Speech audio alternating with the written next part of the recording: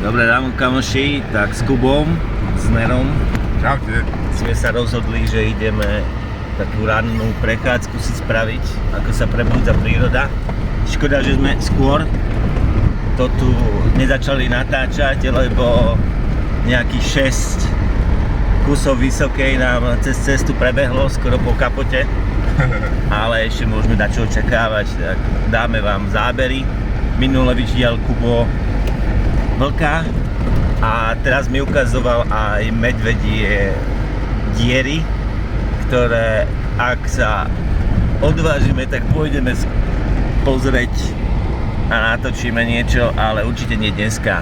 No ale pozrite sa, tá krásna príroda, čo tu je. Hopla. Dáme vám vedieť, pokiaľ bude niečo zaujímavé. Čaute. Čaute. Niru.